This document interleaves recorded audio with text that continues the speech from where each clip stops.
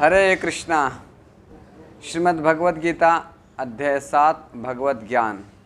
ये अंतिम श्लोक है, जो कि ये अंतिम श्लोक के अगला अर्जुन प्रश्न करेंगे इससे। तो आप लोग सावधान होकर सुनिए कि यहाँ पे भगवान श्री कृष्ण क्या बात कर रहे हैं।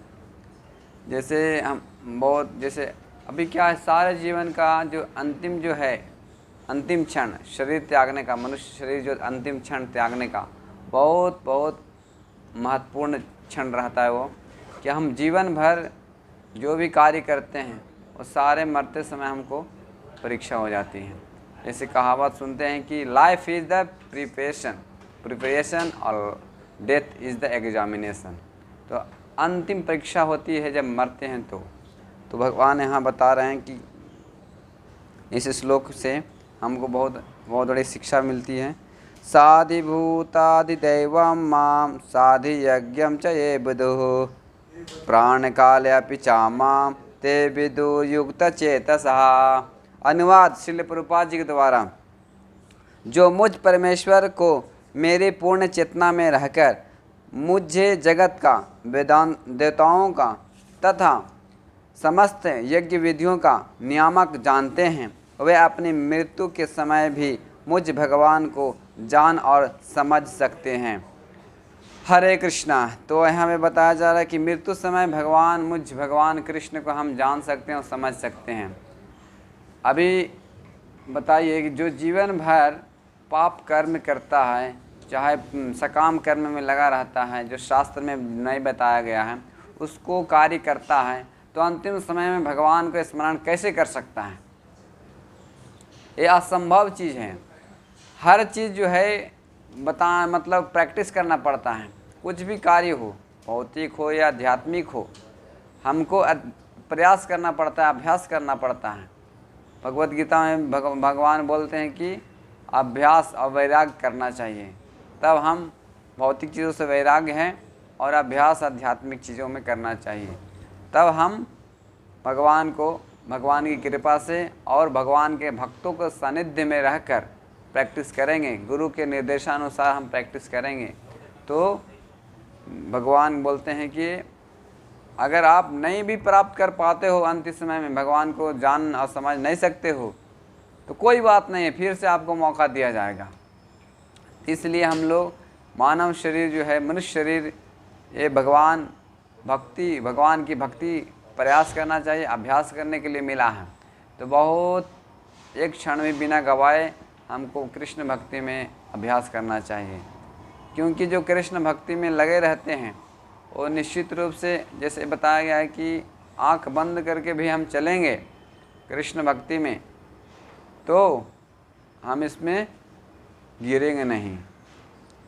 क्योंकि सब पर जो भक्ति है कोई भी कर सकता है, पढ़ा हो, अनपढ़ हो, गरीब हो, अमीर हो और काला हो, श्वेत हो, जो भी कोई भी देश का हो, भारत हो, विदेशी हो, कहीं का हो, वो कृष्ण भक्ति संपन्न कर सकता है। जैसे आज प्रैक्टिकली देख सकते हैं कि पूरे विश्व भर में कृष्ण भक्ति का अभ्यास कर रहे हैं लोग। श्रील प्रभुपाद जी इसको पूरे प्रचार किए संसार में, और इसको लोग अभ्यास बहुत दृढ़ता से कर रहे हैं।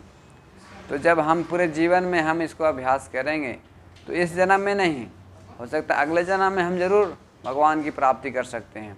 अगर अगले जीवन में नहीं तो हम तीसरे जीवन में प्राप्ति कर सकते हैं, लेकिन ये गारंटी है कि हम भगवान को प्राप्त कर लेंगे। लेकिन हम भौतिक जीवन में क्या देखते हैं कि कुछ भी प्राप्त करने के लिए हम प्रयास करते हैं, लेकिन अगर प्राप्त नहीं होता है तो चला गया, 100% हम गवा देते हैं। उसमें ऐसा नहीं हो कि हम अगले जीवन में फिर से प्राप्त कर लेंगे। लेकिन भक्ति जहाँ तक हम प्रैक्टिस करते हैं, अभ्यास करते हैं, वहाँ से फिर चालू होती है दूसरा लाइफ में। तो ऐसा बेनिफिट मिलता है। तो हर प्रकार से भक्ति का लाभ ही मिलता है, नुकसान थोड़ा ही नहीं होता, कभी नहीं होता नुकसान। तो इस श्लोक में बहुत सी चीज़ें बताया गया है कि साधिभूता यानी भौतिक जगत, और आदिदैवम यानी देवता, और ये आदि यज्ञ प्राण काले, किस तरह से, कैसे प्राण काले मतलब अपने अंतिम समय में ये सब कैसे समझ सकता है और कैसे जान सकता है कि सारे देवताओं के नियामक भगवान श्री कृष्ण ही है, सारे यज्ञों का भोक्ता कृष्ण ही हैं, और जो भौतिक संसार है उसका चलयमान उनके नियंत्रण में, कृष्ण के नियंत्रण में चलता है। ये प्रश्न अगला अध्याय में जरूर पूछने वाले हैं कि किस प्रकार से देवता क्या है, भौतिक जगत क्या है, और यज्ञ का स्वामी कौन है, और भगवान अंतिम समय में प्राण त्यागते समय भगवान को कैसे जान सकता है। ये अगला सवाल अर्जुन का ये प्रश्न पूछेंगे, जो कि अध्याय 8 है, और भगवत प्राप्ति में हम लोग सुनेंगे कि किस प्रकार से अर्जुन का ये प्रश्न है, और भगवान श्री कृष्ण अच्छा से विस्तार से इसको बताएंगे।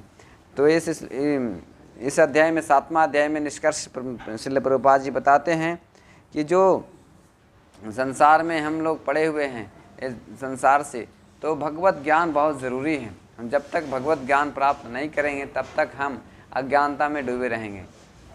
ज्ञान तो प्राप्त करना ही पड़ता है संसार में कुछ न कुछ। इस तरह से हम कुछ छोटा काम के लिए ज्ञान प्राप्त करते हैं, जैसे कुछ बनाने के लिए सीख लेते हैं या कुछ करने के लिए सीख लेते हैं। एक ज्ञान है, कला है, लेकिन सबसे बड़ी कला है इस संसार से कैसे भगवान के धाम जाया जाए। ये सबसे बड़ी कला है।